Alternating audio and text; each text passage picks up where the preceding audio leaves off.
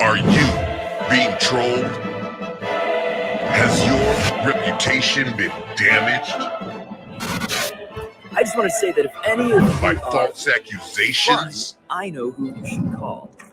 hateful speech? Don't mess with me, man. Don't hate. Have you suffered from being trolled? Do you want justice? I can help. Hello there. Welcome to Trolled. Cameras off. Go to trolledsos.com. You know, it's you guys, the sponsors, that really make this happen. She got a smile that seems to me reminds me of child. Yeah. And he was so specific. But I'm not one to question. I had to sharpen them a little extra to make sure they would go in. Cameras off. Are we under enough control that I can take off the gag now? Please. I will find them, and I will help you get justice. And if I stay too long, I probably break down. He'll live. And I will make a regret. He lost a tooth. The day they troll you. Cameras off.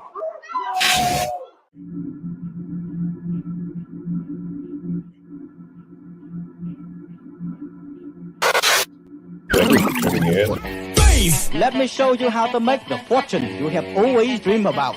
Check this out. I'll show you how to make all kind of money. Yeah, boy! Will make you financially independent. 4, 3,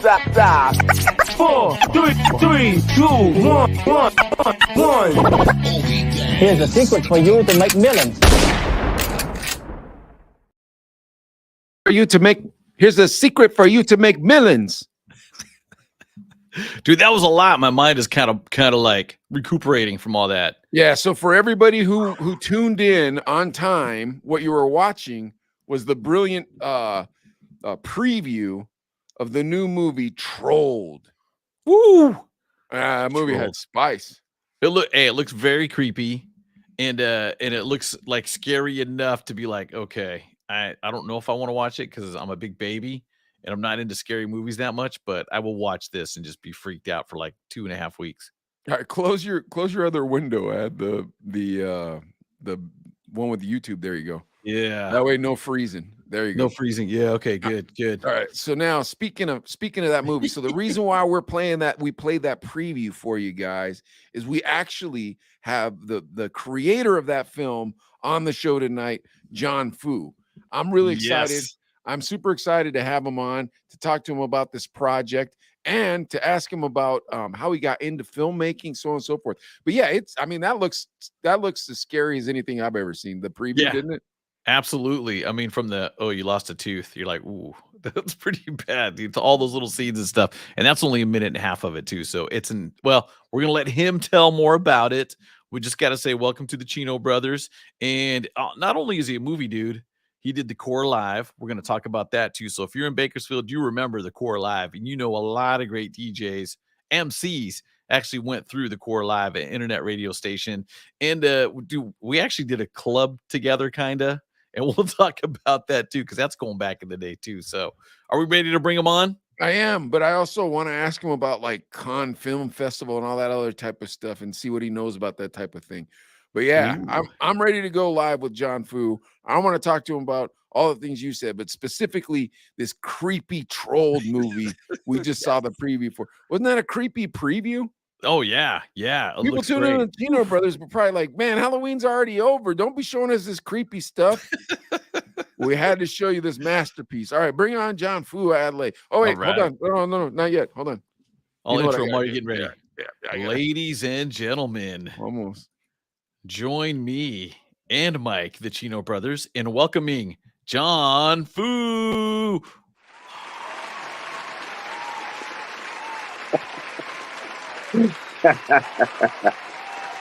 Big audience. Fu. Wow. That's like, wow, standing ovation. Hey, Oh, look at going- that. That's the first going time. extra long minute, yeah. First time. All right, easy, audience. Okay. No, don't throw panties. Don't be throwing panties. Those It's are a family boxers. show. Family show. Oh, okay. Woo. Our first 4 seasons, I kept telling one of our guests, I'm like, oh, eventually we'll have an applause button, and then we just never did. And then finally, I was like, why don't we just add it to the program? But that means I got to lean forward and use my computer. Like, it was John Fu, man. What's John up, man? We just Fu. saw that This is preview. awesome. That preview was spooky, creepy, everything you want in a horror film. What do you say, Adley? Definitely creepy. Definitely looking forward to maybe, I don't know. I was saying it earlier. I don't know if I can watch scary movies that scary because it looks pretty creepy, John. I'm a little afraid. It's definitely very creepy. Very creepy. It's we call it an experimental horror film. So, it's it actually just won Best Experimental in the Las Vegas Film Festival and Best Thriller. So Isn't the Las Vegas Film Festival the porno actors? Is that the one that it won? Is that the kind of film you're? Hey, it's trying to call it a see our win no audience? matter what. It's a win. It's a win. A win is a win. Exactly. I got you. Oh, that's Now, awesome. Were you always into horror when you were a child, John Fu, or is this something You just know wanted to what? explore? I've never really I'm not a horror fan per se. I dig more like suspense thriller stuff. But this was kind of just something that just came to actually it happened to my partner, and it's actually about people. If you were able to, somebody's on any of your social media and they're trolling you, imagine a world where you could hire this dude and he would go and find the person trolling you and capture you and torture you. The Chino brothers have trolls. Oh, I believe it. Man. I mean, the Chino brothers are trolls. We'd be in trouble. Are you kidding me? Jake Paul would hire that fool right away. He'd be like, make them stop talking about me and say, hey, man, I can't help it. Dude, it's such a great concept because I was trolling about to ask that. Yeah, affects everybody. Man, that's genius. It really does. Yeah, it really does. It was, we were talked to by a bunch of people, and people once we started talking to people about it, we started hearing stories, man, messed up stories. So it's kind of been like this weird place of for some people, you could tell that they've been wanting to get stuff off their chest. So when they hear about the film, they're like, you know what? I have this story. And they tell you messed up stories, man. I mean, we were in a conference in Las Vegas for NFTs, and this lady that was sitting next to us was actually for real. Can I hire this dude? Does he? Oh, man. Yeah. And we were like, nah, it's just a movie. But I think she took the trailer, because we made the trailer look like it was an ad for the guy. Yeah. So we were trying to make it, make it unique as well, because, wanted it. It's, are you being trolled? It just reminded of those old school commercials, Yeah. Those old school infomercials. So we made it look, kind of like that, and then we showed all the clips. And I think she took it a little too serious, because she was serious. She was telling us her story too, and it was messed up, man. You're like, golly, man, people are just evil and mean. I think that could be really good guerrilla marketing for you guys. Just having people, put their troll story up and tag you, or hashtag you, or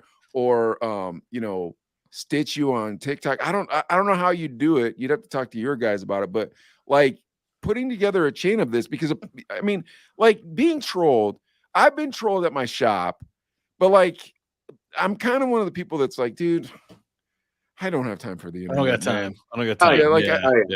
The internet's not really a place to me. Like it's a place where I try to sell stuff, and it's a place where I have a show with Adley.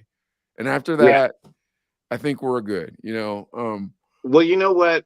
We actually are launching an NFT for the film. And since we are launching an NFT for the film, one of the things that we thought was pretty unique. I don't know if you guys know anything about NFTs and stuff like that. Yeah. But it's, you know, it was one of those things that we jump into these spaces kind of like this, you know, like a podcast on Twitter, and they have these spaces, and we're like, imagine, you know, you start hearing about somebody being trolled and everybody changes their default pic to our troll logo, and they go and, like, you know, they stand with you in a way, you know, so it's not aggressive. Yeah, that's clever. Not aggressive, but, you know, if somebody was to reach out to us, that's what we were kind of trying to create, this this platform, I guess, on Twitter, amongst the people that do end up getting our NFT for the film. That is clever. Yeah, that is clever. Okay. I like that. Yeah, and then we actually, the name of the film, we actually changed it to Trolled SOS, hashtag Trolled SOS, because we want people to use that hashtag, you know, like, hey, I need help. So we have changed even the name of the film to Trolled, or hashtag Trolled SOS, just for that reason specifically. Nice. Dude, are people hitting you up? I mean, you said you saw this girl in Vegas, like, live, but then they're like, Trolled SOS, like, for reals? People, you know what? It's starting to word is getting out. Word is getting out. So it's interesting because we have had a couple people in some of these Twitter spaces, you know, like, hey, you know, can I send you a DM? Can I DM you real quick? I got something going on. And, you know, we didn't know how much like, people really just want somebody to hear them out and be like, I got your back, you know. And that's what we were trying to do, is create something like that, so people do feel like, you know what, somebody understands me, somebody's gonna stand up with me, and I don't gotta feel like I'm taking this on by myself. It's kind of an anti-hero vibe. It's kind of like, hey, he's a good guy, but he's gonna get dirty. And it really is. Trolling and stuff. Yeah, he is definitely the anti-hero. What's that show you watch? Too. What's that show you watch, Adley, with the murder? Dexter. Yeah, it's kind of like Dexter. Dexter. Yeah. Like, he's bad, but he, you know, it's only to bad people that he does this stuff too. So yeah, I was actually watching just this new show, just started like this week, called Hand to God, or Hand to God, something like that. It's on Amazon Prime. Yeah. And it's you ever watch Sons of Anarchy? Oh yeah. Oh yeah. Okay, Clay is the main character. So it's that dude playing this dude that he's like hearing voices, and like, but he goes and is like, you know, dealing with people that have messed up somebody else, you know, that's related to him. I don't want to give you too much about the show, but it was that, you know, whole premise. This dude, he's just, you know, the anti-hero in a way, you know, like vigilante type shit stuff. I don't know, man. Up though, man. That's a little far, just because you said somebody has a big butt, or, you know, whatever. You know, I mean, come on. Well, the crime has to fit the punishment. I mean, this dude's punishing these people bad. I don't know what kind of trolling they're doing. It's a live stream, and people are commenting, and you know what? It's exactly like if you were to watch this show, but imagine watching your show on a dark web, and you guys are torturing somebody. It is. I can't imagine that part. It is intended. It's intended to look like a dark web show, and you'll see like a chat room pop up, and you'll see people like, yeah, use the hammer, yeah, do this, yeah, do that. Like, we've made it look like a live show that you just kind of, you know, that train wreck on the side of the road, and you're just like, realize, film. That's how it goes in horror films. You got to be clever, because everybody's doing their thing. But I think this is a very clever premise for starters, and then I think it's a very, very clever vigilante. Like, it's because it's very, it's current. You know what I mean? It's current in a manner that, like, people don't even recognize is current. Does that make sense? Yeah. Yes. Yeah, and to add to that too, Mike, it's just the fact that there's no rules really on it. I mean, it's still the wild, wild west. I mean, they're starting to crack down, and then it's starting to get in political sense or whatever. But I mean, for the most part, it's lawless. The internet, it really is. The social media, and just watching this, you're thinking like, oh, now there's consequences for stuff that you're doing, because we know before, okay, like you say something bad, you say something, you know, whatever that people don't like, and it's offensive. Oh, you get cut off, you get shadow banned, you get whatever. But it's like, oh, now no, there's real consequences now. You know what? There's a statistic I don't know what the statistic is, and you might, John. I think it's 1 in 9 girls under the age of 16 get cyberbullied on a daily basis. Something horrible like that. Yeah, that's how come my kids don't have those phones, man. You know what? That a lot of the women that we started finding out that are in that NFT world, it's a lot of women, grown women, that are just being trolled like aggressively. Not even the sexual stuff.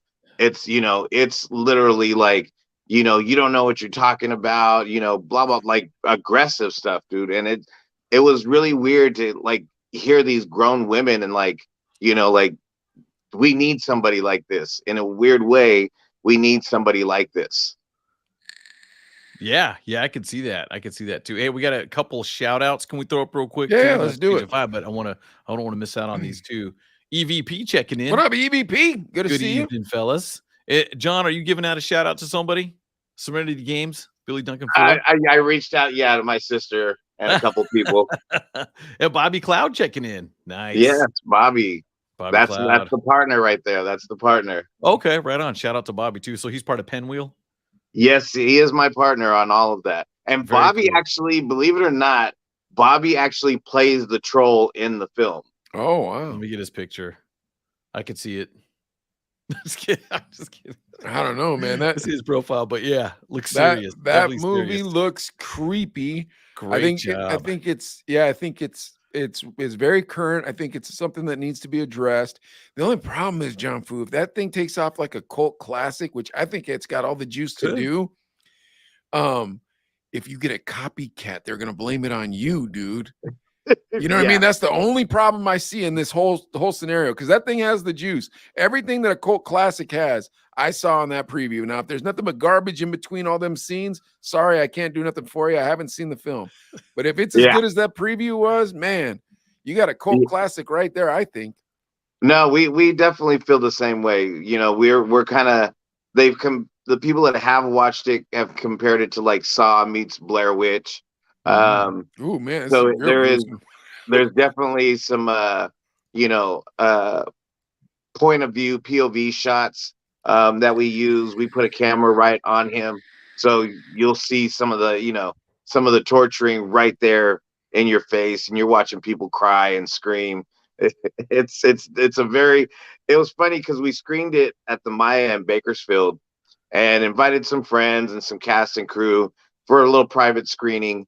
And when people walked out, like, they were just kind of like, it was like seeing like I said, like a train wreck on the side of the road. And you're just like, did you see that? Like, when you kind of get that idea, like you saw a body on the side of the road. Yeah. And so like people walked out, and I remember Bobby was like, he goes, like, nobody really had anything to say. And I was like, just give them a minute. I said, because nobody's ever watched a movie like this. Like, it's completely in its own lane. There is nothing like it. I promise you, when you watch it, you'll definitely be like, I have never, ever seen anything like that. Yeah, and then finally we ended up at Jerry's Pizza to hang out with everybody afterwards. And people were like, dude, whoa, how about this? How about that? What? How did you guys do this? How did you guys do that? Like, there was just so many things that, like, people just had to digest it. Like, they really had to sit there and be like, what did I just watch? Because there's nothing like it. Yeah. I remember getting invited to that, by the way, but I had my 11-year-old son with me. Totally. And I was like, ooh, yeah, we probably better not. All right. So here's my idea, Adley. You and I will do ayahuasca, and then we'll watch this film together in a room filled with knives. How about that? You and me, knives, hammers, and a room filled with knives, and we'll take some ayahuasca, and then we'll just watch this movie. That would be creepy, man. See if there's a 3D version. Like, hey, you made it in 3D at Jump Fu or what? Nah, man, I ain't gonna see the movie, John. I'm sorry, bro. It looks too creepy for me. EVP's down. He wants to watch it. He says sounds dope. So I could not see that movie. I don't know what you're trying to make excuses about putting Kate up there, bro. Like, I would be like, I didn't have my son. It was I ain't me. gonna see I was like, I'm scared. That movie looks creepy, dude. That movie looks like it's gonna mess my brain up, bro. But that's how you're supposed to do it. If you're gonna make a horror movie, you better do it like that. It was a lot of fun, man. Like it, we actually even screened it in Cannes, and a friend of mine watched it, and he came out of the theater and he kind of paced around for like 5 minutes, and was just like, you saw him just like really thinking in his head. He was like, and here's the other thing is, we shot this film in 8 hours in one day, a feature film shot it in 8 hours, and the cast did not have a script. So everything that you see in the film is improvised on the spot. Wow. So the actors, funny story, the actors came from LA except for Bob. Bob, me and him rehearsed, basically how to get from A to Z. Here's how we start, here's how we're going to end. And he rehearsed for 3 weeks straight, just night after night, just kind of figuring out how to work that room and not make it look boring. And trying to make sure he hit, main topic points. And then the cast, when they showed up, we shot it at Bobby's law office downstairs in his basement. His basement is creepy as anyways. It's creepy anyways. Yeah. And then, then the actors showed up and they were like, okay, we're at a lawyer's office. And then we're like, okay, you got to come down these stairs. And they come down the stairs and, there's clear plastic all over the floor. Oh man, that's not good. Sign this waiver. There's a chair in each corner, and our makeup artist, we were like, okay, look, you're gonna be the one that ties everybody up. Like, they're blindfolded, they're gagged, they're tied to chairs, and they didn't know. And at lunch, I guess they had all confessed that they were they all pinged their location to family and friends because they did not know what the hell was about to go down. No, they knew it was a horror film. Yeah. They knew it was a horror film, but you drive from LA, you drive an hour and a half away from Bakersfield, home. yeah. You drive to Bakersfield, you walk in this, little office, and you go down these stairs. Think about this, hold on. A lot of actors are not from LA. You know what I mean? Because if it's like, okay, this dude's from West Covina, he's going to Bakersfield, no big deal. Guy's from La Puente, he's going to Bakersfield, no big deal. I'm from Milwaukee, Wisconsin, where not like Iowa, Aberdeen, South Dakota. Yeah, I'm from Aberdeen, South Dakota. I live in Pasadena in the safest neighborhood. I'm trying my hardest to make it in Hollywood while I work at Johnny Rockets as a waitress. And now this opportunity came up for me to go to this town I'm not really familiar with called Bakersfield. And now here comes John Fu, like, all right, come on. This way, guys, don't worry about it. Down here. And you know what's funny is one of the guys was from New Zealand on a visa trying to become an actor. Yeah. One of them was from Utah who was trying, just like these. You're very right. Like these people were. Think how scary that is, though. Because, like, once again, I'm from West Covina, right? So, like, Adelaide is like, hey, come down to Bakersfield. I'm like, okay, cool. So, like, when I go home to LA, I just come up to Bakersfield, see Adelaide. Okay, but I'm not like, what is this desert? What? Oh my goodness! It's like, okay, I know what this is already. You know what I mean? But if you're not from Los Angeles and you live in LA.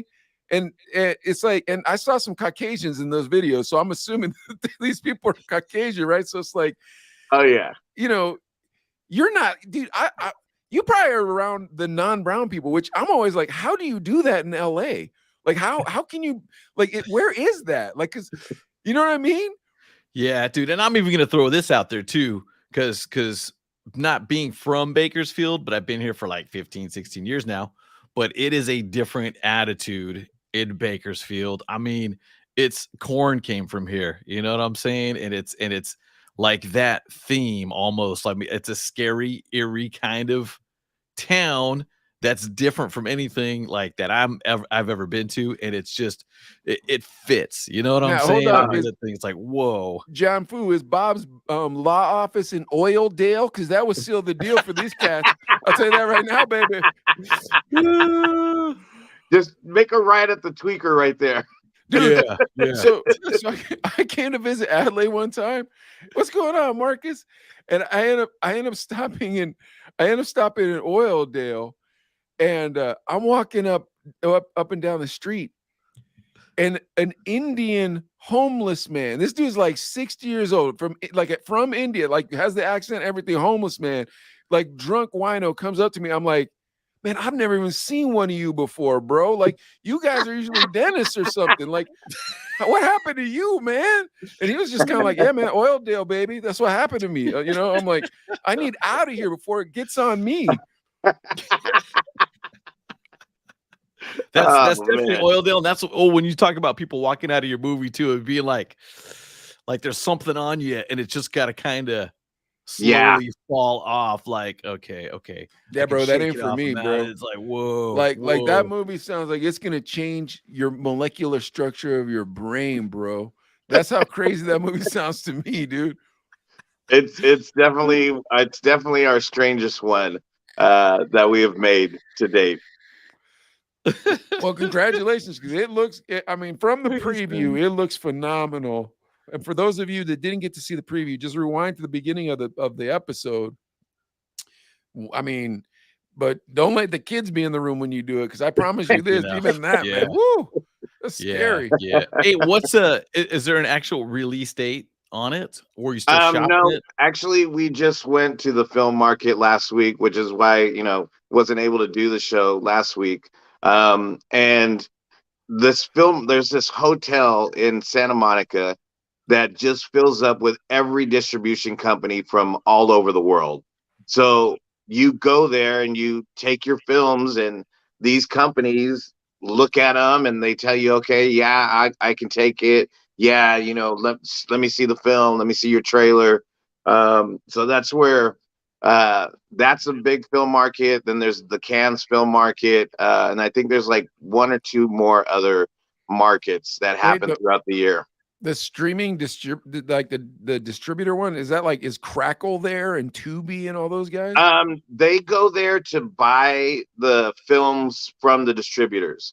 So like the very first couple of days, people like Netflix. Like if you see you might see any entertainment news like last week, I see them. So I don't know if you see them even on Yahoo, like the new film just got picked up by Lionsgate. Like there was a lot of news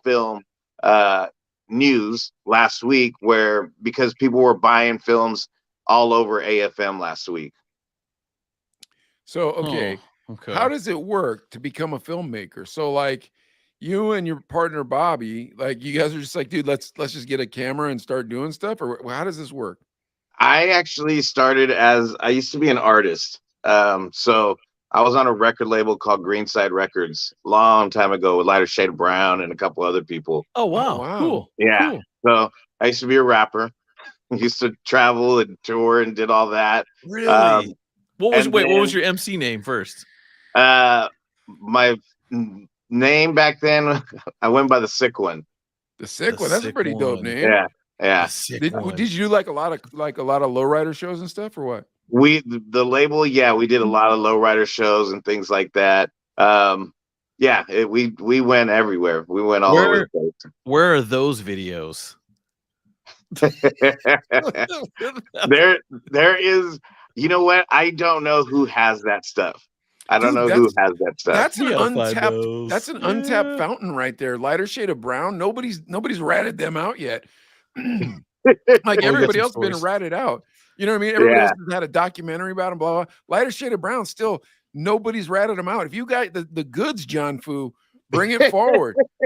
Well, you know what I mean? I got great stories. One of them passed though. One did pass. So rest in peace. Yeah. But yeah. I bet. Give us a lighter shade of brown 90s, story, right? real Early quick. 90s. You want a lighter shade of brown story? Who doesn't want a lighter shade of brown All story? right, I'll give you one. I'll give you one good one. Let me tell you this. Give you one good one. Let me tell you this. Whoever doesn't want a lighter shade of brown story should not ever watch our podcast in the history of the world. What do you say, Adley? Agreed. Okay, go for it. All right. The one that just was always one of the funniest things. Like, I don't know, you don't get to see you're touring with people, on a regular basis. Like, we had a house out in Silmar, California. So it was a 5-bedroom house. One room had a studio, another room, the CEO lived in one room, and then the other rooms we kind of just turned them into like an army barracks. So like we had everybody had a cot, everybody had their luggage under the thing. Like we were there and we were just there to work, and that was it. And so the Robert and DWTX and ODM are staying at the house with us. And one night, they start arguing. And as they're arguing over a girl. And like, they were like, I guess they had shared the same girl at some point. Wait. So, Hold on a sec. Were they famous already? Oh, yeah. Oh, yeah. Why are they sharing girls? There's not enough girls. I think it was like early, like this was early stuff between them. You could tell, they like it was a joke, and that's what it started out as. Like shut up. Hey, how about so and so? Shut up. How about so and so? And then it just kept escalating, and little alcohol and things like that. So tempers start getting a little high, and. Yeah, so I'll just say this: we had to step in the middle of it and be like, okay, everybody, we're all just talking, we're talking mess, we're having a good time, So that was one of the funniest stories I remember between the both of them with us. Dude, and in Sylmar is just north of LA, but a big music scene and a big fun neighborhood, adult movie scene too, right? Isn't that Sylmar? Well, I don't know what was happening in our neighborhood, but yes. Anybody else that we might know that lived in that house with you? Not well. We had a lot of visitors that used to come there.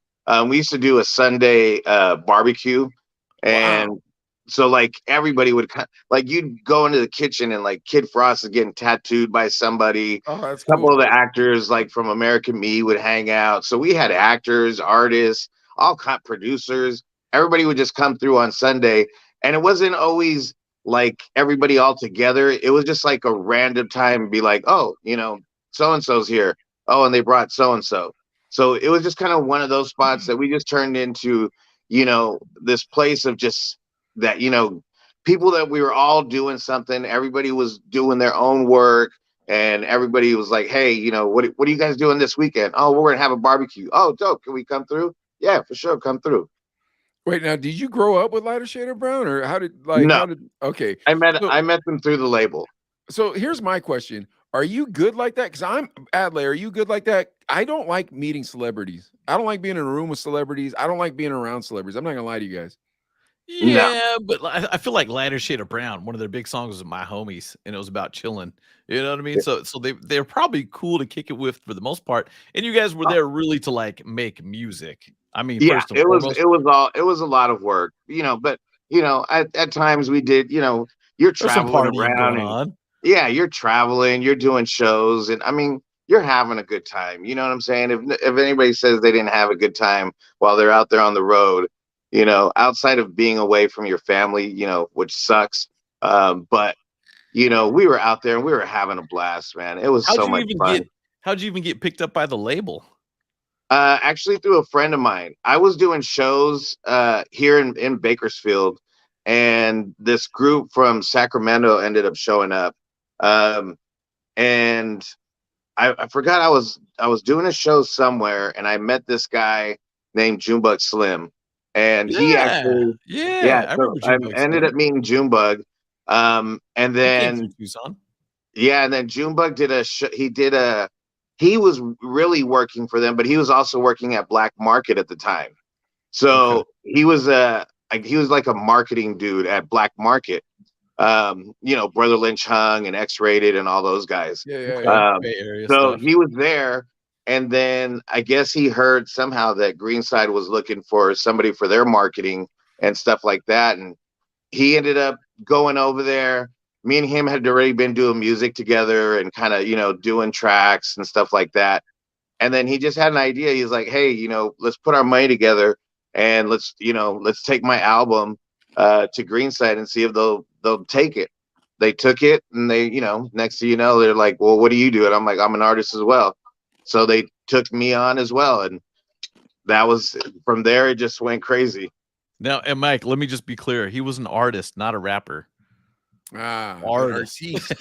Artiste. That's Now, dope though, dude. I did not know any of this, man. Yeah. who are some of the coolest guys you guys toured with? Did you guys tour with like anybody fun from that era? I mean, we did a lot of stuff with Bash and Too Deep, and Oh, that's all cool. those Yeah, guys that were very just cool. in that same, little circle. Yeah. Yeah, Adina Howard and things like that. Oh, Like that we're is just cool. yeah. So we were in that group of people like that. Did you guys ever do anything with South Park Mexican? We did not. No, I don't remember even meeting him. Oh, Little Rob, Mr. Capone, any of those Yeah, guys? Little Rob. We met Mr. Capone a couple times here and there. And it was funny. I remember one time we were doing a show in LA and I ran into Nick and Eric. And it was one of those things of like, what are you doing here? And I'm like, oh, I'm with the label. And they're like, oh, you're with the label? With Lighter Shade of Brown to them? I'm like, yeah. They're like, oh, dude, like, you don't realize until you start running into people from your hometown and you're like, hey, like, what are you doing here? And then they kind of figure out what you're doing there. It's like, oh, okay, we're part of the same club. Yeah, because Nick and Eric, the Baker boys, they Yeah. were starting to bubble about that same time, right? Oh yeah. Okay, were doing real good. were they out of Bakersfield yet, doing like Power 106? Oh, yeah, they were already in LA doing the morning show at Power and all that. Okay, man, I did not know any of this too. So John started as an artist on the Yes. scene. Doing So wait, wow. did the Blown Baker away. Boys show you guys extra love because you were from Bakersfield or no? Not really, because like I said, we just ran into him at a show. So I was never tried to use things like that. Like, Mikey, I don't remember if you guys know Mikey on the mic. He used to be in Bakersfield, but he was down there in Phoenix doing his Sounds thing. familiar, but Along out with Big Willie, Casey Walker, so they were doing their thing. Excuse me, real quick. Hey, like go ahead. he's Yeah, on the Chino sorry. brothers. Come on, man. So there was a lot of resources, but didn't really try to I wanted to do it on my own. You know what I'm saying? What I was accomplishing at that time, I was trying to do it on my own. God Yeah, bless Baker you, man. Boys. I'm Go ahead, Mike. dragging on Go to ahead. everybody's coattails, bro. God bless you, though. But if there's some nut hairs to swing on, show me where to grab, baby. That's what I'm saying. And Baker's boys, when you watch this too, you got to respect that too, because I'm sure Baker boys would get hit up left Oh, and I'm right sure- with I'm demos. I'm sure I'm they were, at man. that time, man. Hey, remember me from Bakersfield? Yeah, Nick. Oh, yeah. But you were man. hot. That's different, though. You know what I mean? Like if you're just Yeah, some blown up. if you're just some booty rapper at the club, it's like, bro, please stop playing me this.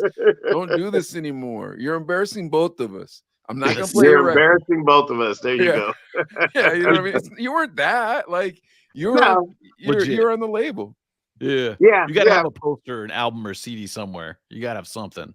Man, I have stuff online, that because we created a group when we were on Greenside Records. So it was me, DTTX, Junebug, another artist, Capone, not Mr. Capone, but an artist went by Capone, and the owner of the label, Tone. So we had a group called Greenside Writers. So you'll hear songs like you can find them like on YouTube and stuff like that. Greenside Writers, RIDAZ. So yeah, RIDAZ. Dope, dude. Yeah. So so you'll hear me in the background. This is a sick one. You still getting fat royalties off that? Oh no. It's not like you wrote the theme song in different strokes, bro. Come on. He hung up on us. He's all, that's it. He was like, it's enough. Enough questions about the business. The IRS already knows too much. Yeah, Oh this is where I got to draw the line. Dude, but that's crazy because I didn't realize you were that into like hip hop and rap and stuff. But it's really cool to see because how we met was through your cousin Eric. Shout out to Sexy, Yeah. as we called him back in the day. He was Sexy. Yeah. But we did a spot. I DJ'd, and you were kind of, I guess, the promoter at that time. Wait, hold Yeah. on. I want to get into the story, Adelaide, but I want to ask John Fu one question real quick before I lose it. Is that okay? Did you guys ever play with Mellow Man Ace? No, we did not do shows with Mellow Man. We had met him through the circle, the circle of everybody, but we didn't do. I don't remember doing any shows with him. I really like that guy, man. He was on the show. I really didn't you like him, Adley? I was thinking that hat kind of looks like something that Mello. Yeah, that Mello would wear, huh? All right, go ahead. I'm Yeah. sorry. Talk now. I'm sorry. Introduce how you guys make shows. I was going to rephrase Mike's thing though. We did a show with Mellow Man Ace. Yeah, we did. Chino Brothers podcast. Yeah. He was nice. He was a really nice guy. Super nice guy. But he's a great guy. I've met him and have done some interview stuff with him because we're still working on a documentary called "For the Record: The Story of Latinos in Hip Hop." Yeah, he was telling us about that. Yeah. Did you have the same manager as him? What was that manager he was telling us about? It was Jerry Heller, but the other one. Yeah, Jerry Heller's partner. Yeah, he handled all Latino acts. He handled him. He handled Booyah Cypress Tribe. Hill. Yeah, all those Cypress. guys and stuff. Yeah, I forgot his name. Yeah, he's like he used to start he would start his business meetings by putting a revolver on the table. That's what Mello told us. That's my Mello Man impersonation. That was a pretty good Mello Man, huh? All right, come on, Adley. You're doing so Okay. you guys. So back to the club scene. This is probably I'm gonna say 2006, 2007, right around there. But dude, it's just there's like a revolving door. You just get a rotation, everybody doing clubs, everybody doing whatever. And this is back in the time where people just, and they still do it now, just have a restaurant and like, let's start a club, which is cool. I have no problem with it. But we did the spot. Shout out to DJ Cheddar.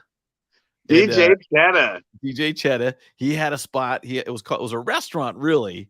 But then he had a basement area. Oh my goodness. That was downtown. For some reason, Bakersfield, all the downtowns, all the buildings have basements. So he's all like, let's turn it into a club.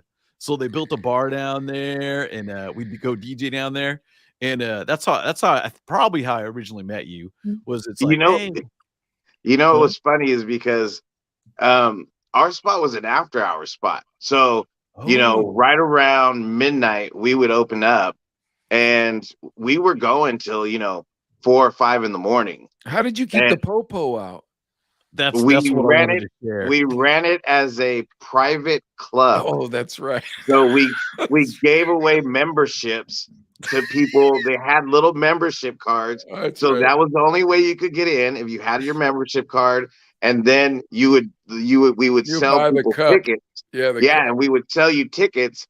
And you had to have food as well. So you don't know how people are going to spend their ticket money. And if they got a drink with their ticket money, you're not selling them alcohol. Dude, and how hard was it to get a membership card? Hey, what are you doing at midnight? Here's the membership card. Oh, I love it, dude. Because I remember and the DJ Swiss, shout out to him, he'd DJ, and then he'd always have me come through. So delay, come through, man. We'll DJ the after hours and stuff. And I'm like, all right, cool. And I go down there, and you're telling me, you're like, oh my, how do you get a drink? Well, you got to buy a ticket first. And I was like, what do I do with the ticket? Oh, you give it to her right next to me.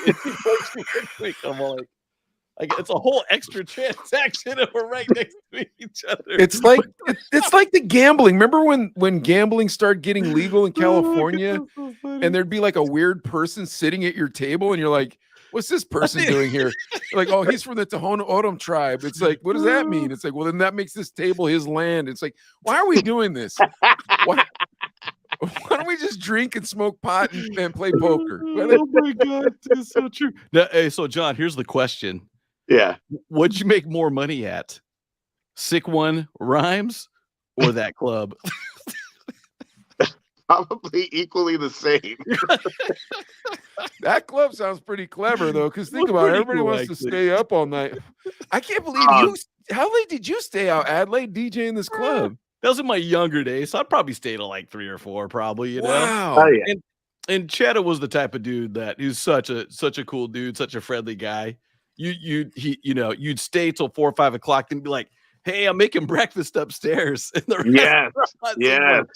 Cool, that's perfect, dude. You'd leave there at like 8 in the morning at 4. Yeah, and it was funny because we we were doing a TV show at the time as well called the 99-Cent Show. Yeah, I forgot about that. That's right. Tell us about this. Tell us, how does this go? Go ahead. So we had a TV show that actually aired on Bright House in Kern County for a season and a half. Wait, what's Bright House? Like cable company. Spectrum. Yeah. It was the cable company in this area at the time. And we had a TV show, but we would bring artists to the hideout from Play.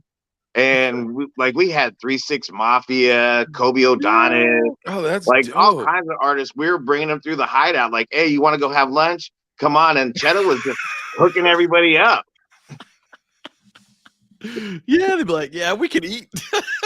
Hell yeah, they were. And they were eating good. Oh man, that is so smart. Yeah, I forgot about the 99-Cent Show. That's got to be floating around too, man. Yeah. Yeah. That's got to be. If that ran for a season and a half, and back it was then, fun. I was gonna say in the 2000s, back then when we were at Play 103.9, you guys noticed KBDS at Bakersfield here. Artists came around back then. Yeah, it's not. It's Yeah, you met everybody. You're telling me all of of like Wyclef and like freaking Fat Joe Millionaire and, came through. yeah, everybody. Yeah, Wyclef, your buddy from Pittsburgh too. What's his name? Oh my gosh, Wiz Wiz, Khalifa. yeah. Came through. He didn't have the dreads then though, but that was a while back. Yeah, because everybody, it'd be like every other day someone was coming through to stop through. Yeah. Granted, they were on their Oh, way yeah. to the Bay or LA, but they're like, Oh yeah. Cousin thank E, you. Cousin E would shuffle them right out the back door after they stopped at the station. Well, you know what Sex E would say would be like, you guys smoke? Oh yeah. Come with me. Oh, that's Yeah. smart. That's so smart. That's so smart. It's like, what's this gonna cost me? A dime? It was like a dub sack. Okay, cool. You guys Hey, I went to speaking of that, and how weed can bring people together. I went to the very first hip hop conference at the Standard in Hollywood for Rap Sheet magazine. And like we were like the only Latino, me and my boy were the only Latinos there. And we were in the elevator. And when we were in the elevator, we're in there with Jamal from Brand Nubian. Oh, And wow. he's sitting in there, and we're in an elevator, and we would smoke out every morning before we, went down to the conference. So all you see is like people going, they're looking around. We're not saying nothing. And finally, like Jamal goes, he's like, hey, he's like, is that you guys? And we were like, yeah. We're like, you want to go smoke? And he was like, hell yeah. So the rest of the conference, it was like 3 more days.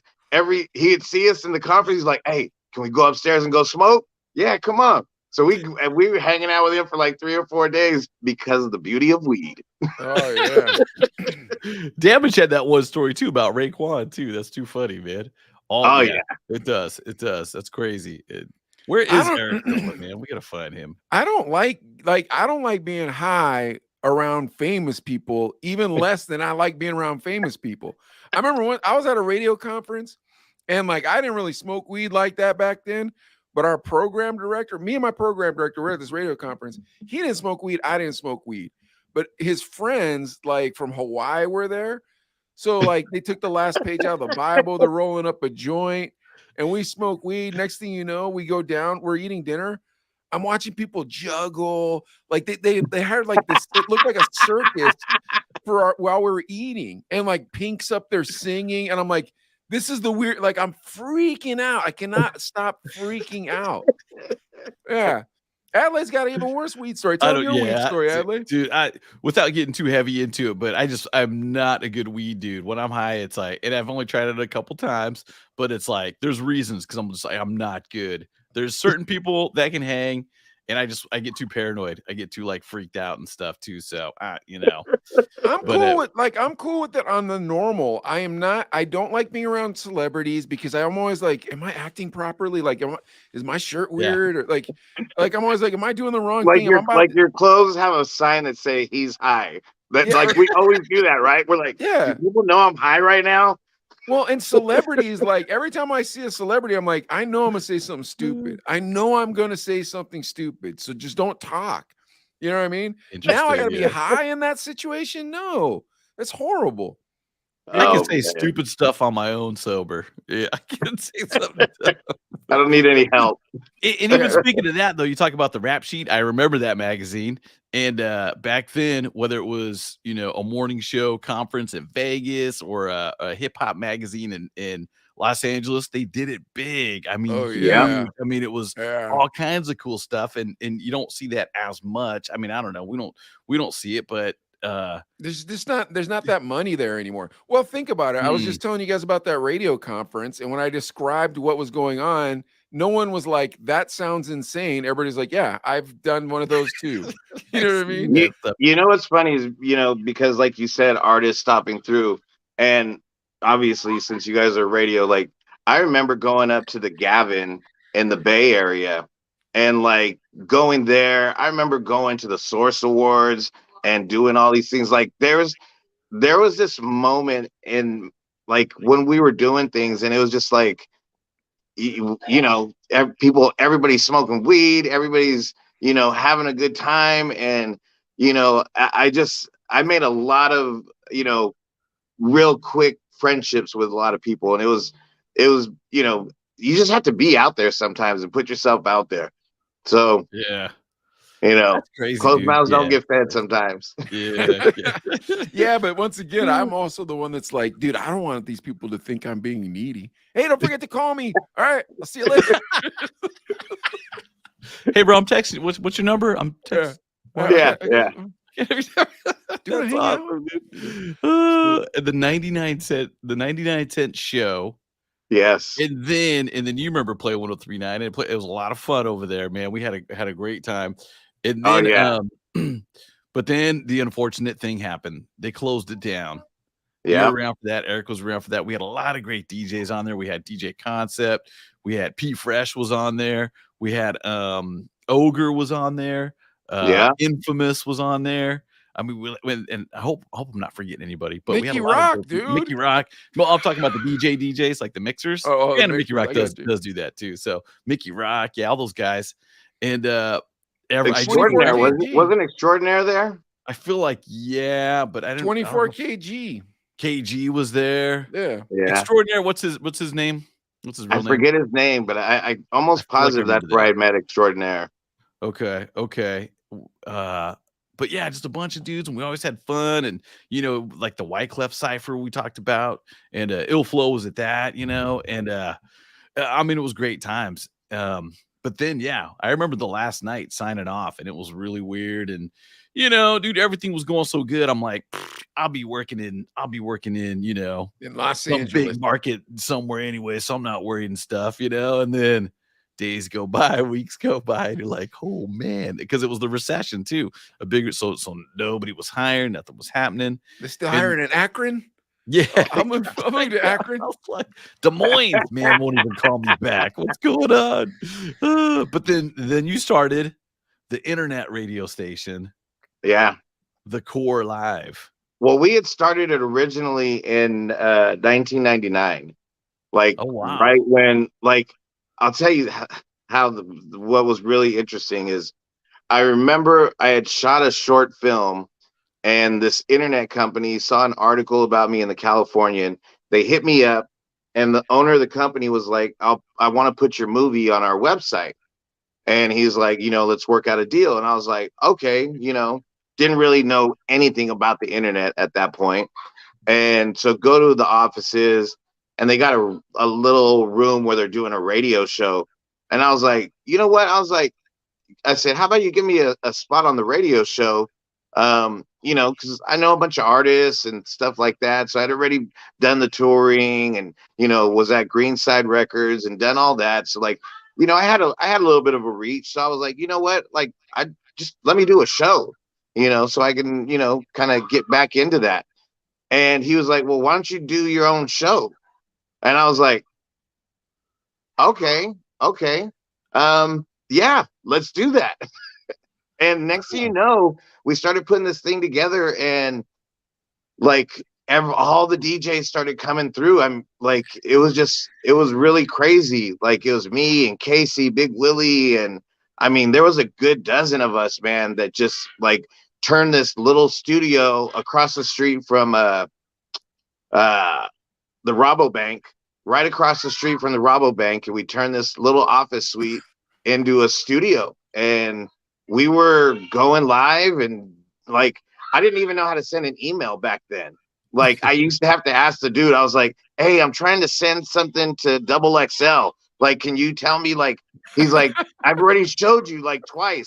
I'm like, "Dude, I don't get it." You know, I'm like, "You gotta explain it to me." Electronic mail. Who was the guy you're telling this to? The guy at Kinko's, or where were you? The guy whoever owned the office building at that time, who brought us into the office building. Okay. So like, I didn't know how to send an email. I didn't understand 56K. That the dial-up modem. Yeah. So it was really crazy. Like we were learning something, and that was groundbreaking. And you know, now we call it a podcast, but we were doing this thing in 1999, 24 hours a day, live video radio. That's cool. And we were doing it out of Bakersfield, California. Holy crap, dude. Okay, so it was always there. Yeah, it was in 1999 to about 2000, like mid 2000. And then, you know, just funds, like we were paying for it ourselves, you know, so funds ended up running out, closed it. And then about 2010, you know, everybody had been hitting me up, and they were like, "Hey, you know, why don't you do it again?" And I was like, let's try it. Let's see if we can get it going. And that time, like we had Joseph Gomez, KG, Wild One, DJ Rec, Damage. I mean, everybody was there. Everybody's been on the Chino brothers. A lot, yeah. Everybody, yeah. Everybody was there. And it was crazy because there was just this whole thing of like people were like, the very first week we were on, we had over 100,000 views. Like people were on there. Wow, what was really dope is that people were staying logged on for 4 to 8 hours a day. Nice. Huh. Wow. That's like Twitch now, dude. I mean, you could just go live. It was always on.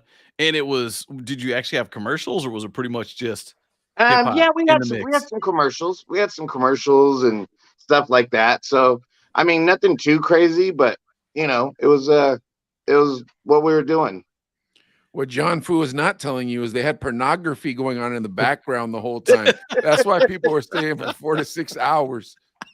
Yeah, it was crazy. It was crazy. Man, that is awesome. Yeah, because I do remember hearing about it. And I around that time is when I had my first kid, and I was like, well, I guess I'm not going to be DJing much longer. Well, it wasn't, you know, she was kind of like, hey, you can just get a real job that's not at night. And I was like, oh. So yeah, so I didn't go around the core live, but I remember seeing it. I remember watching it. I remember a bunch of DJs being a part of it too. So my kids are running crazy.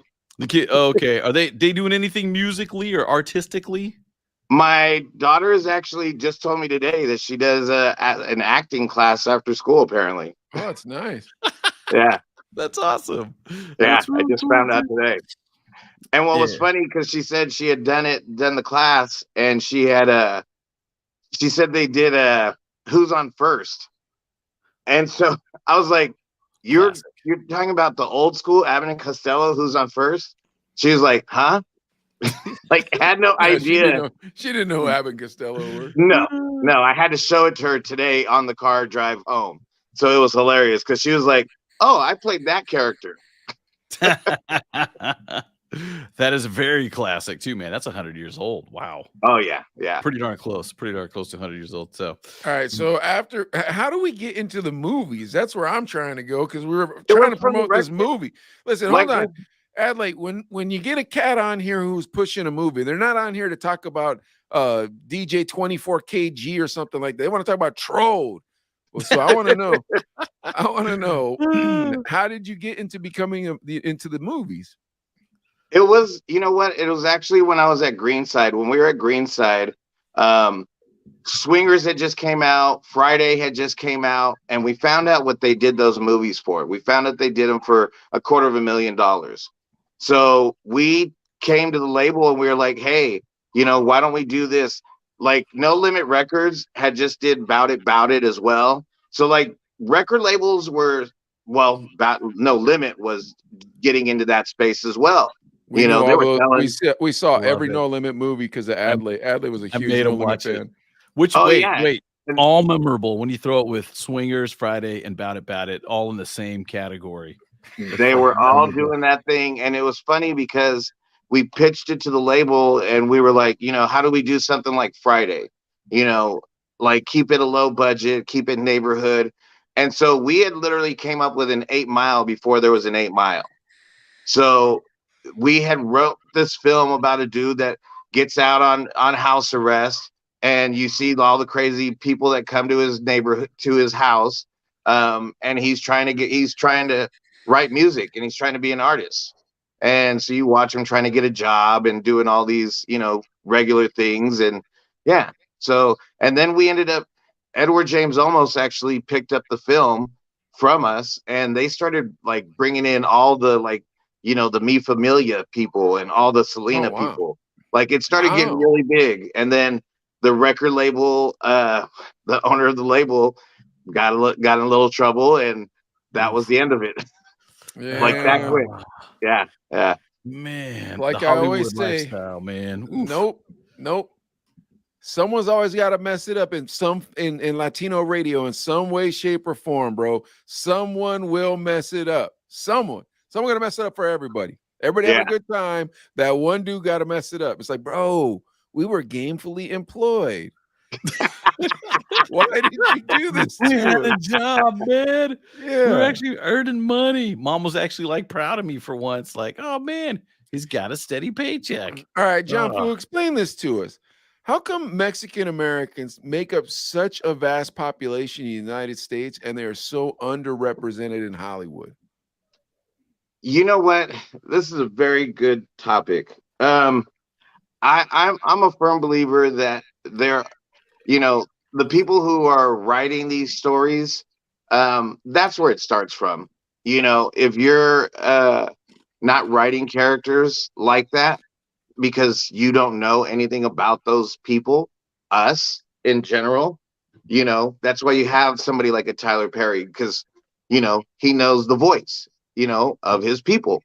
There's nobody that I feel that is at that level contributing to that part of it.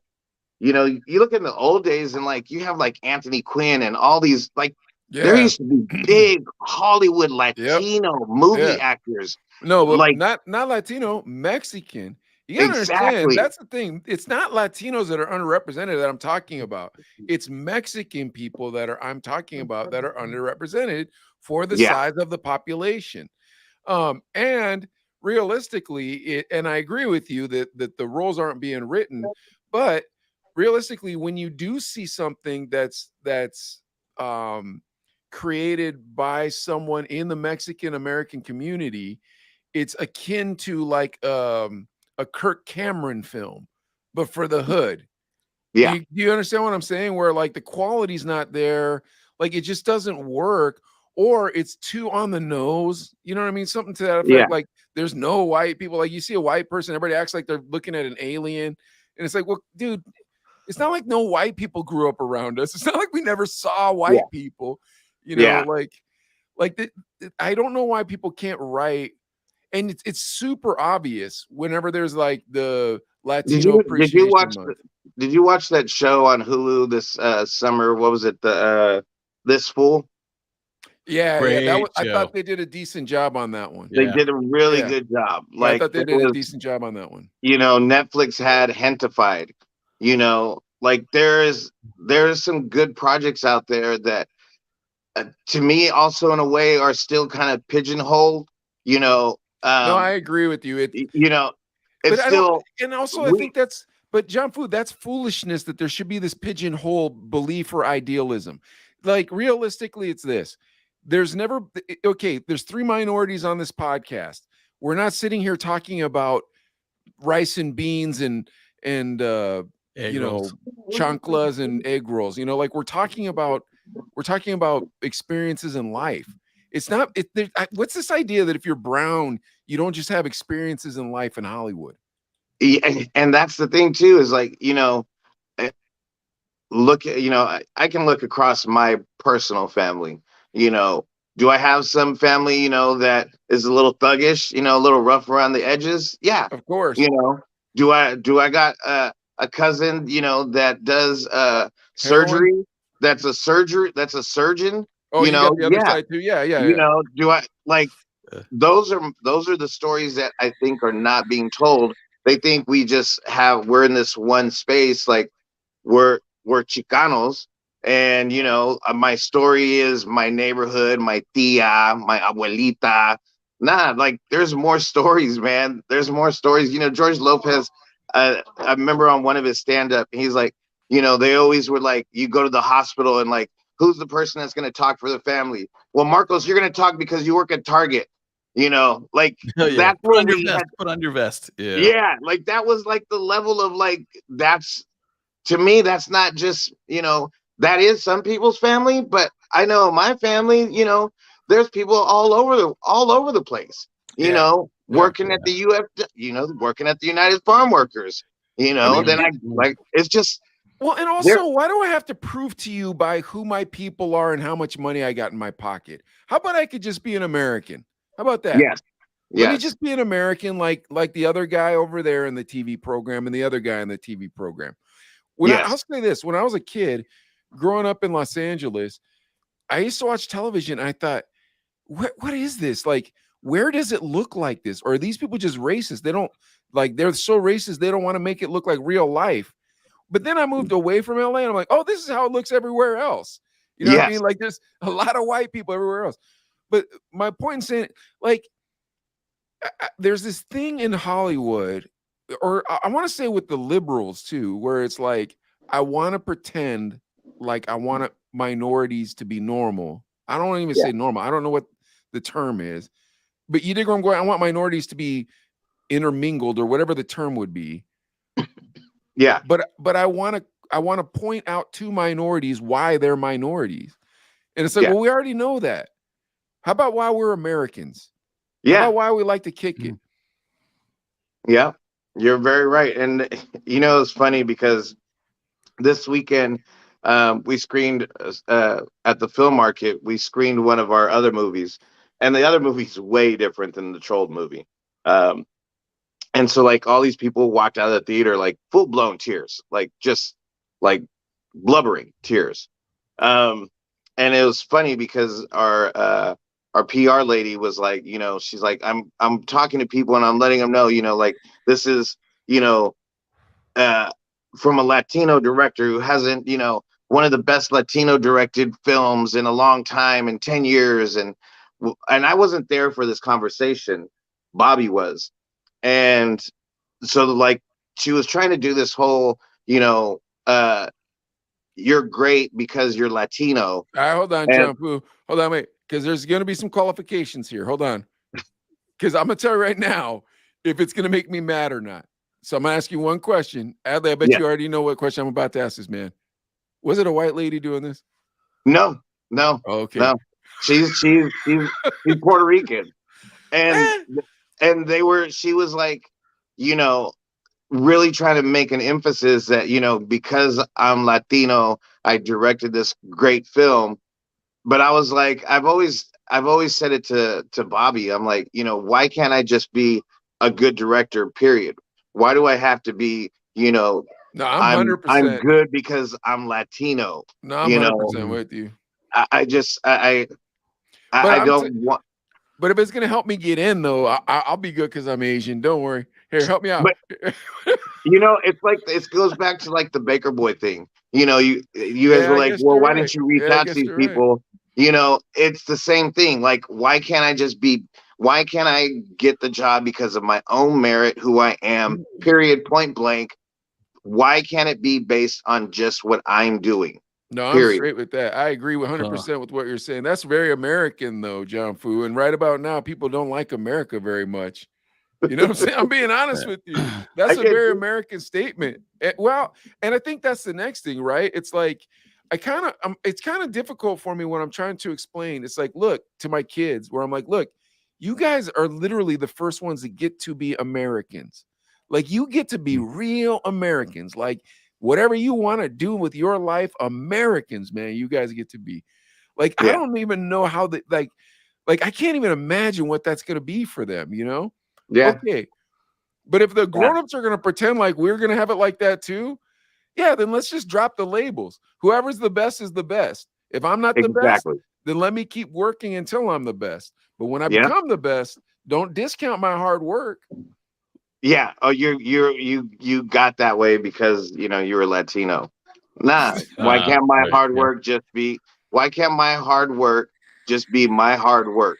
And that's all. Like, I'm obviously proud to be Latino. I mean, I was on a Latino record label. You know, I've always done these things, but I just don't like there's these like film clubs that are all Latino empowerment, and I get it. I totally get it. And they're like, we got to work together so we can create a different story, tell different stories, for Latinos. And to me, I'm just like, why can't we just tell good stories? All my friends aren't Latinos. I have white friends, I got friends from Chicago, like I have friends all over the board, Hold on real quick. Adley, when he says he has friends from Chicago, those are his black friends. Anyways, go on, John Fu. I apologize. There you go. See, you got that. No, man, I think I agree with you though. It is a nutty thing where I think it's because Caucasian people are in control of those industries, the social media industries, the traditional media industries. And they're starting to realize how like they've squeezed everybody out. So it's like, all right, well, how can we make up for this? And it's like, well, bro, how about this? Don't write tortillas again for us. Don't do that. Like, I like Spider-Man's homeboy being Filipino. That's a good one. And he's doing a good job of it. I like Miles Morales being Puerto Rican. Like, I'm cool with that. These are all matching up. Yeah. But when they did that, like, remember when they did the Marvel cast as all Latinos last month, Adley? Oh yeah. But they didn't. They did it wrong. For the Wakanda. No. This is they introduced all these because it was Latin Heritage Month, September to October, and they had one lady that's like, oh, superhero. And also a waitress, and she's flying in with her tray of tamales. Oh yeah, it was bad, bro. It was. What bad. are you guys thinking? Yeah, dude? like there was a lady standing in front of Walgreens with a cooler. That was her superpower. She was in front of Walgreens with a cooler. Her superpower was bomb tamales. She was like, "Yep, come on." Yeah, it was. So I was like, "Hey, you're not supposed to do that, Marvel. You're not supposed to do that." Yeah. Well, you can kind of tell when they sandwich it in, and it's like, bro, just don't do it. Like, I either know or I don't know. And realistically, like, if someone doesn't like John Fu and they're a bigot, I already know John Fu doesn't want to believe they're a bigot, because that's all good minorities are, I guess. I don't want to say it like that because I don't want to make it sound like we're some sort of weirdos. But it's like, bro, I don't want to think white people are bigots. And it is disappointing when you find out one is. It's like, oh, man, what? Come on. I'm definitely a person that I judge people off of them personally as a person. Doesn't 100%. matter what color, size, doesn't matter. Does not matter at all. And everybody, your character is your character. And if you're a good person, you're a good person in my book. And if we can be friends because you're a good person, then cool. Yeah. I don't care. I don't care your sexual orientation. I don't care where your grandma was from. I don't care about none of that. You individually, if you're cool, then we're cool. Then we're cool. It reminds me like I had to go to the DMV recently, and I went to the one in Shafter. And Mike, it's a small town outside of Bakersfield. And people kept telling me, dude, if you go to the DMV in Shafter, it's way faster, whatever. But it's kind of a farming, agricultural-ish kind of town, right? So I'm thinking like, all right, I'm going to go there. I'll make my appointment. And that was my Caucasian side. I made an appointment. I got all my paperwork ready to go and everything. And I get there and found a parking spot right by the front door. And there's 2 lines to get in. One, no appointments, 1 appointments. So there's a line of a few people already in the no appointment line. And I'll just say they were all brown. And I walk up, and being half Asian, I was the first one in the appointment line. Wow. And they have a door. They have a door that opens, and because they're not. It's one at a time going in, and the guy in the non-appointment line starts walking up, and she's all, "Hold on, do you have an appointment?" He's all, "No," and he's all, "You?" And I'm like, "Yeah." So she's like, "Come on up," and I could feel the people just their eyeballs like, "What the heck is this guy?" And then I go in there, and it's a white blonde lady. And that's where it kicked in, "Oh, so you have an appointment?" "Yes, ma'am, I do. Where do I need to go?" And it was like, and I'm not saying that's right or wrong. I'm just saying like it was weird to me to be like, because she probably looked at me like, "What is this guy?" You know what I'm saying? But I'm not supposed to tell anybody in Bakersfield to go to the Shafter DMV because it's way easy, way more convenient. I was in and out of there in 10 minutes. Did you spit game at that lady, dude? Were you spitting game at that lady? I did try to spit game to the girl that was doing my paperwork. You know what I'm saying? Because I was getting the real ID to make myself legit. That's right. We got to do that before the end of the year. Right? Yeah, my ID was up anyway, so I had to do it. And I was like, crap, I might as well just get it out of the way and stuff. So we're going through all the motions, but it was like it was in and out of there. But I did spit a little game, like shooting cracking jokes kind of. But you never know at the DMV. Can you joke with this person or not? You know what I'm saying, dude? But that in and out of there in 10 minutes. Kind of my point about the story though too is like being mixed race, you play for what works. Kind of like Mike when you're saying like, hey, if that can help me get that edge, then that's kind of what it is. And again, I'm not saying if it's right or it's wrong. And I don't even know if I did. I feel like I didn't do it on purpose. But looking back, I'm like, maybe I did. Maybe she kind of was like nice to me. Because what was it? Because I was a nice guy? I don't know, bro. I thought you were going to say she was nice to you because you're wearing a Trump hat or Make America Great Again hat. She was a white lady in a small town.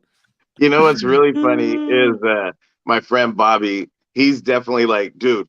He's like, I'll use your brown card if you're not going to use it. I mean, I agree that it's to me. I think wanting to be American is to say, I want you to judge me by my merits. And here's the next thing. It might take me a minute to catch up with you because you might have started on third base. Your parents might have had money. Your parents might have stayed together. Your parents might be from a neighborhood with no gangbangers. But don't worry, I've gotten an incredible work ethic. And eventually, when I get you and I pass you, I don't want to hear any bull about, oh, well, the reason why they gave him the promotion was, or any of that, dude. I don't want to hear any of that. All I want to hear is, yep, I was wrong. You did. The better man got it, period. That's the it. better man or woman got it. That's all. I can live with that. You know what I'm saying? 100%. And I can take a beating too. If someone's better, you're right. You beat me, even if I have bad luck. Anyway, John Fu, we end the show all the time with some celebrity news. So Adlai's going to read us some news stories, and I'm going to make fun of them, and you can join in with me. But I'm all for it.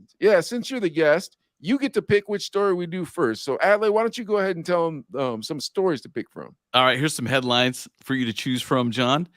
Dave Chappelle, he's talking about doing the SNL show this weekend, but there's rumors of a boycott of the other people on the show, other writers on the show. That's number one. John Wick Chapter 4, the trailer's out. That's story number 2. And it's a toss-up for me, but I think, okay, here's number 3.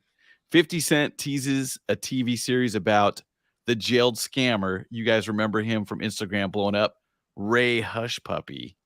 Ray Hushpuppi. He was the guy that's all, look at all this money I made. And it found out he was that guy that was sending emails about helping an orphanage in Ghana. Oh my gosh. And he made millions off of it. What a horrible person.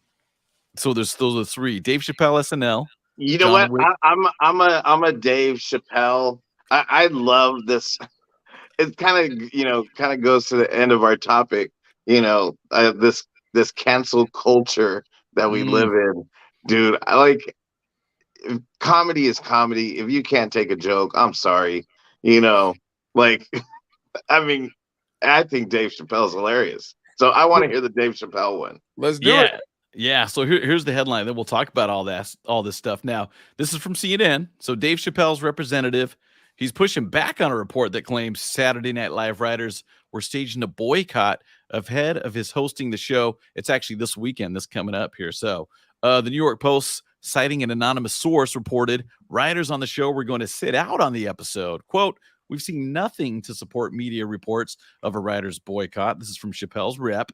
In fact, the writers delivered over 40 sketches for Dave's consideration and collaboration just as during Dave's past SNL appearances, and you won't want to miss it. And this will actually be Chappelle's third time hosting SNL, and it's usually right after an election like this. Now, news of Chappelle's hosting was met with some furor on social media, given his controversial comments over the years about the transgender community, especially given that the show announced in September that it was adding its first non-binary cast member, comedian and actor Molly Kearney, and has a trans non-binary writer, Celeste Yim.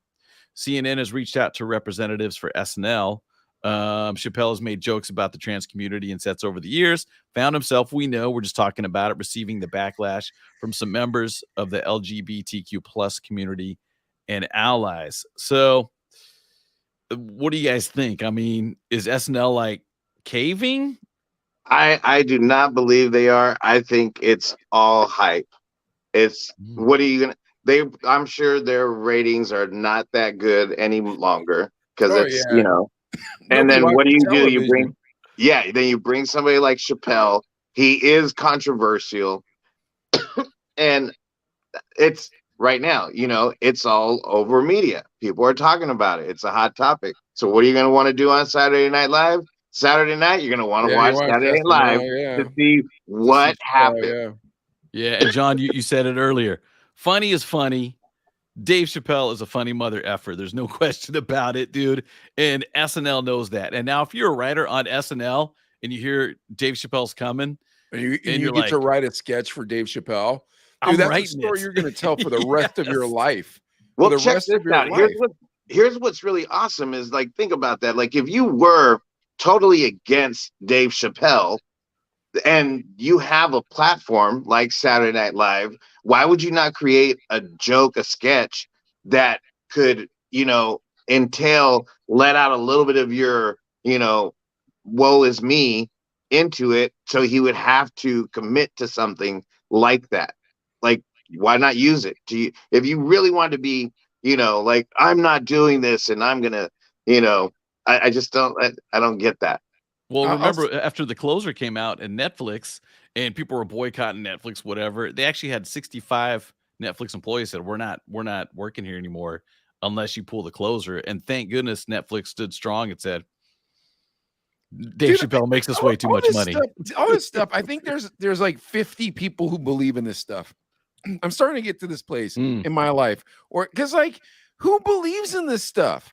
Nobody believes in this stuff. There's like a boogeyman that believes in it. If we say anything against it, the boogeyman's going to come get us. And that's what you call the troll. That's I guess. Hashtag troll SOS. But I'm being honest. Like, there's this idea of like, okay, look, freaking John Foo's going to wear a dress tomorrow, and you guys can't pretend like you cannot say that's weird. You can't ask him what the heck's going on. You can't be like, do you still have a wiener? You can't have no questions, or else you love Trump. What? How did you make that leap?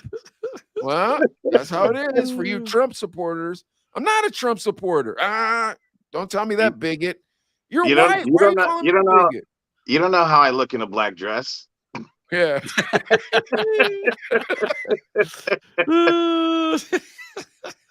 I'll rock the hell out that thing. But you know what I'm saying? Like it's dude, you can't be mad at me because your stuff is weird, man. That's not my problem. I didn't make it weird. It's just weird. And if honest to goodness, you can be weird. Anybody could do whatever they want to do. You cannot convince me it's normal but you could do it. That's on you, man. Yeah, I'm good with it. yeah. If you want to be weird, man. I say embrace it. You Yeah. know, who am I? Who am I? I know I do my own weird, Yeah, we're all kind of stuff. weird. Yeah, like, so what? If you like, doing Taping your weird wiener stuff. behind your legs. You like taping your wiener behind your legs and put on a lady's clothing and call Sometimes yourself you- a lady's name. Fine. Sometimes you got to tuck it. Yeah, but if you're gonna step in MMA, you're gonna step in the ring. You can't do that. You gotta fight dudes, man. I'm sorry. That's how it goes. That's true. What story are we talking about? Oh, This Dave is Chappelle. Chappelle going on SNL, dude. And let's be honest, man. Too, yeah, you're talking about this SNL ratings or whatever, But Dave Chappelle, a mastermind, a genius. Definitely, when it comes to comedy, whether stand up or scripted, skits or whatever, and movies too, because we got Half Baked. I mean, he's the GOAT. He's up there, dude. I mean, who do you put up in that class with Dave Chappelle? Who else is there? That's as Bill funny, Burr makes me but laugh. as sharp as Bill Burr's great too. Oh, Yeah, dude, Bill Bill Burr Burr. makes me laugh. But Chappelle is a monster. The problem is there's only a few monsters alive at a time. You know what I mean? And those monsters are only funny in that frame of when they were supposed to be funny. So like Eddie Murphy Raw, when you heard that when you were 11 years old, that was the literal funniest thing you've ever heard ever. Like you can't stop laughing. But Chappelle, man, when he puts out a special, he does it to you again. And you know what? I think his comedy, he's reached this point where, you know what? He's unapologetic. Yeah. So there's a sense of freedom in that, to just be like, if you like it, you like it. You don't, you don't. There's freedom in that. So then you have, other people, like, no offense, but like when Kevin Hart, they kicked him off of hosting the Oscars, there starts to be some backpedaling because you like those checks. Those guys writing you those checks. Yeah. That's why you do that backpedaling. Dave Chappelle ain't worried about a $20 million check. He's cool with getting his steady income, and he gets to be him.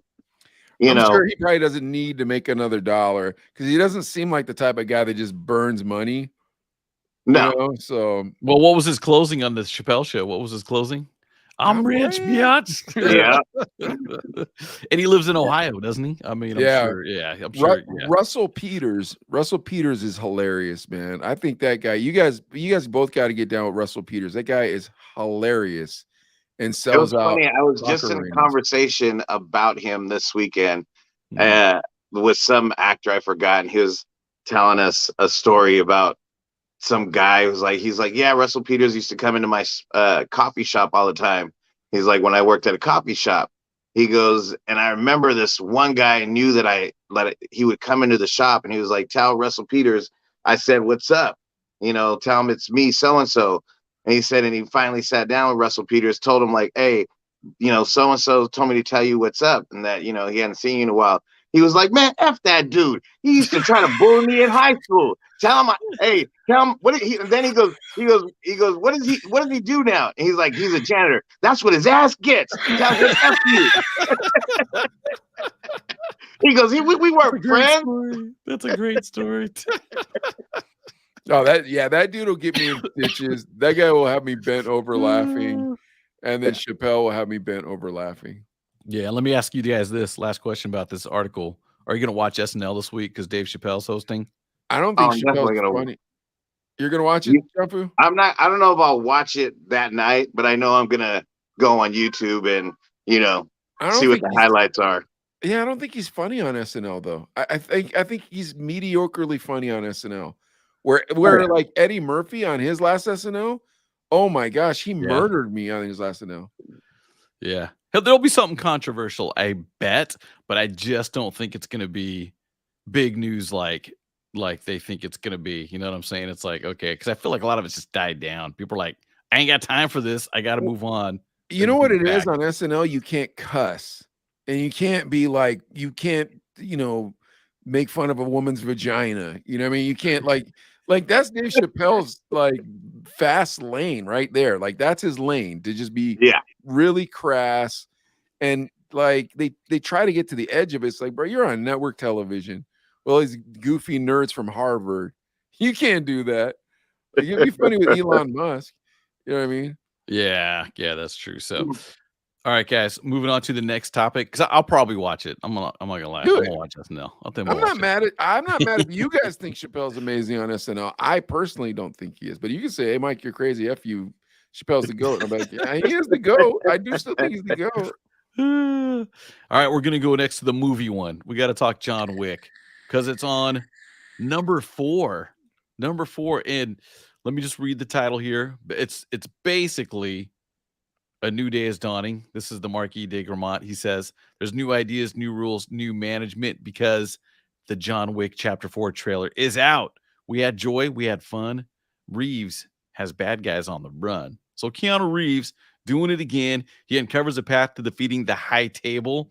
But before he can earn his freedom, Wick must face off against a new enemy with powerful alliances across the globe and forces that turn old friends into foes. Are you, John? Are you a big John Wick fan, or where you Oh at man, I with this? love John Wick. I love that Okay. whole. Did you happen to watch Nobody? No. Oh yeah, with Bob The Odenkirk. Breaking Bad dude. Yeah, Bob Odenkirk. Yeah, I did see that. I thought that was a great film too. Oh, dude, that was great. That was that they have this little style that they're doing, and I dig it. I dig that. Yeah, it's dope. I was gonna ask you, John Fu, about this John Wick, because this John Wick series seems very Bushido, seems very like samurai. Is there some sort of samurai influence that you're familiar with about this, or? No, not that I am. But I love that. What's his name? Donnie Yen's going to be in it. Oh, is he? Well, who's that? He's the guy from Ip Man. He's also the guy. He's the guy from Rogue One who says, "I'm one with the Force, and the Force is with me." Yes. He's a kung fu dude, bro. If you don't know him, we can't help you. Okay. He was in Shanghai Nights. He was in. I mean, but he's a kung fu guy. But he's a cool kung fu guy. He's like the youngest kung fu guy, but he's still getting up there in age. Yeah. But I remember him from the Ip Mans. Yeah. Okay. Yeah. It's saying all the people in there. There's Donnie Yen, Bill Skarsgård, Lawrence Fishburne, Hiroyuki Sanada. Dude, Lawrence Fishburne will be in this, but he wouldn't be in the Matrix. I don't understand why he wasn't in the Matrix reboot. Yeah. Interesting. Yeah, I don't know. That's interesting too, but I don't know. I'm a John Wick fan. There's a lot of violence in it. There is a lot of violence. But it's just he's the good guy, and he's kind of like the guy. This stuff has to be done to the bad people out there, and he does it, and he gets it done. But and doesn't it seem like a Japanese film, Adley? Doesn't it seem like a Japanese film to you, kind of? I could see, definitely get that vibe. Yes, no doubt. Yes, definitely could get that. So I liked when him and Common, I think it was in John Wick 2, they were walking through a museum and they were shooting at each other, but they both had silencers, so nobody could hear them shooting at each other.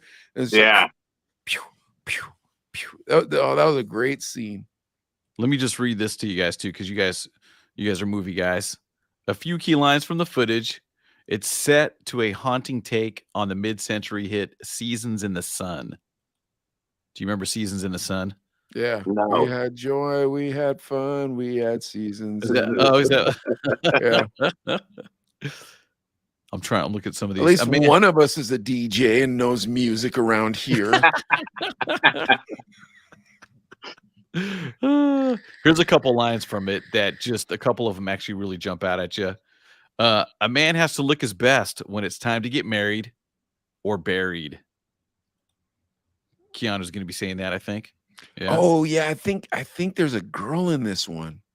Okay. I know they're getting ready to do a spin-off of this with Anna de Armas. Oh wow. Looking for the name. Okay. Man, I don't know. I'm pretty fired up to see this John Wick 4. I haven't seen Shazam yet, though. Have you guys seen Shazam yet? Or Black Adam. Or Black Adam. That's Black what I Adam. meant. I have Black not Adam. seen. I've seen Black Adam. But okay. Here's another line, you guys. Oh, go ahead. My son got to see Wakanda Forever last night on a sneak preview because he got good grades. Nice. From Oh, his that's school. That dope. looks good. Yeah, That movie looks amazing. he said Yeah, it was. yeah. It was almost 3 hours. Ooh. Damn. Yeah, I'm gonna go this weekend. Right on. Here's another line. I want you to find you peace, but a good death only comes after a good life. Somebody dying? Well, yeah, but is it John Wick? I mean, it's about time. For John Wick to die. He's dodged a lot of bullets. He's done a lot of They probably bullets. made a lot of money on that franchise, man. Oh What yeah. franchise, dude? That you're talking about a franchise that's just milked it. That Fast and Furious. What's the next one that's coming? Jeez. Is that 12. 13 or something? 10? 13. Yeah. Yeah. Man, they not only do they I saw milk the it, it's last so one. I saw the last one, and when they shot a car into outer into space, space. Yeah, I was like, okay, all right, we reached it. it was horrible. Yeah, it was horrible. It was like an 87 Celica Right. too. It's like, why would you do that? Yeah, it Yeah. was horrible. Here's Yeah, another it line. was. Here's another line that makes me feel like there's an end coming. Challenge him to single combat. Win or lose, it's a way out. Maybe. So, John Wick 4 coming out March 24th. So we got to wait a few months. Boo! Yeah, not for a few months. Give me but- the bootleg now, bro. Come Yeah. on. Chinitos always have it. Come on, hook it up, bro. Come on. John Foo's got some connects inside, don't you? Yeah, I know. Huh? Oh yeah. Oh All right, yeah. what's our last story, Adley? All right, the last one. 50 Cent teases a TV series about the jailed scammer Ray Hushpuppi. That's Hushpuppi. Hushpuppi. Now, 50 Cent, he's indicated that the next project in his growing film and television empire may be centered around influencer turned scammer Ray Hushpuppi, following news that Hushpuppi has been sentenced to 11 years in prison for his role in an international fraud ring. 50 Cent shared a photo of the disgraced social media star. Quote, "For my scammers, I got to do this one. Hushpuppi series coming soon. GLG, Greenlight Gang, I don't miss." So you can see that. And just to give you a background on Ray Hushpuppi, I remember seeing him, and he's always got fancy cars, plush jewelry and super sweet clothes, Versace, this and that. And his rise and fall already reads like something you'd see in a movie. The Nigerian native born Raymond Abbas built a massive social media following by sharing photos and videos of his lavish lifestyle. Now, according to BBC News, Hushpuppi's now deactivated Instagram account once boasted as many as 2.8 million followers. Authorities say that his social media posts made it clear that the life of luxury, which he flaunted online, was funded by the fact that he was, quote, one of the most prolific money launderers in the world. God. Something to Oh, make a man. series about? I think so. Yeah, that does sound like something to make a series out of. Now, he actually pled guilty to charges of conspiracy to commit wire fraud, conspiracy to engage in money laundering, and aggravated identity theft after he was indicted for attempting to rob a business person of $1.1 million back in 2021. The funds were allegedly intended to finance a school in Qatar. Huh. He also Oh, my confessed, gosh. wow, to other cyber and business email compromise schemes that cumulatively caused more than $24 million in losses. Woo! Dude, Great story. that's wild to me. What a scumbag, man. Like, you're not only robbing, you're robbing from people in Qatar. It's like, okay, these people have nothing. Well, I'll take whatever they were going to get for me. Bye. It's like, what a scumbag. You thought you were getting new shoes? Guess what? I'm getting a new BMW. Exactly. I'm getting a new That's your soccer stadium right there. Oh, geez, that's great. But just bringing it around to 50 Cent, though. 50 Cent, genius on what he's done with, stars and power and all these different spin-off franchises.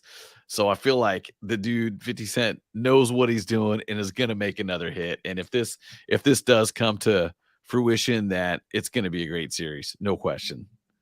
Did you watch that series with she was like a Russian socialite on Netflix, and I guess she was scamming people, they said.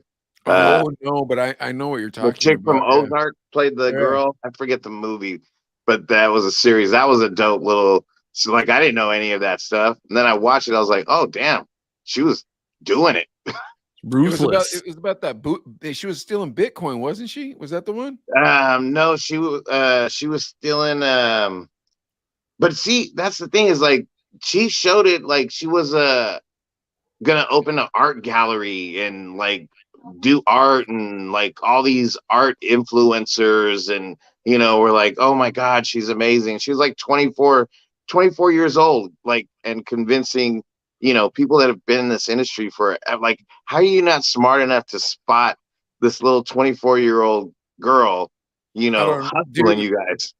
Whatchamacallit, not Binance, but the other one, FTX. FTX went down yesterday. That's the guy lost $144 billion, and he's a 24-year-old scam artist. What's that kid's name, Adelaide? Josh? I can't remember, but I remember the FTX story. Yeah, it dropped like 90% or something. Yeah, he lost $144 billion from Monday till today. Golly. That's insane, dude. The insane part is that his entire fund went down. Think how many people's crypto is in his fund, and it's not really in his fund because he was scamming them for it. Like this is the biggest. I've never heard of this big of a scam in my life is going on right now with FTX. Yeah. So we get. And speaking of which, you have an NTF coming, right, John? Oh yeah. NFT, yeah, NFT, we can do it. Yeah, NFT. Oh my bad, NFT. Yeah, dude, don't get involved with none of them shady coin guys. Oh, dude, Just that Ethereum, keep it on the cold wallet, bro. Because woo, dude, these dudes are taking money right now. But they're like 27-year-olds. You know what I mean? Dudes, so it's like, so it's like you really thought that guy? What did he say he was going to buy Merrill Lynch someday? It's like, come on. Dude, he printed his own FTX coins. That's what he did. And he said they were stable. And then he just kept printing them and just kept selling them. But there was nothing backing them up.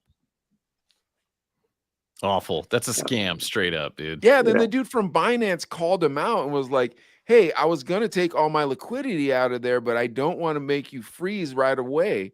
And everybody's like, what? So everybody started pulling their money out as fast as they could. From Monday till today, that dude lost $144 billion. Yeah. $1 billion. Yeah. Dang. Yeah, that's crazy, man. So 50 Cent, another great series. If this happens, it's gonna be awesome.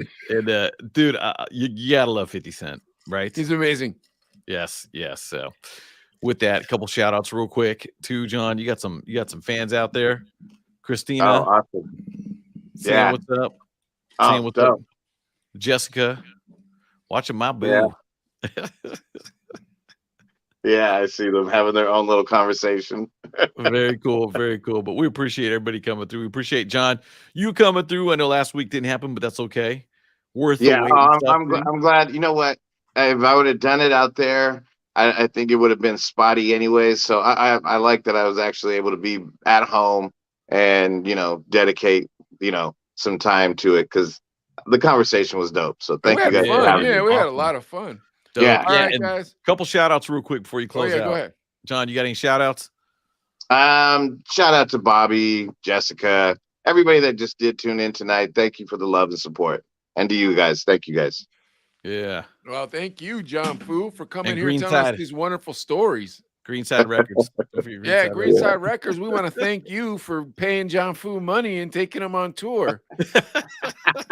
But all the rest of you guys, follow us on YouTube, follow us on TikTok, follow us on Instagram. It's at the Chino Brothers on all that stuff. And hopefully this week we'll get a blue check mark, Adley, on Twitter. All right, guys, we'll see you next week. That's it. John Fu, hang out in the green room.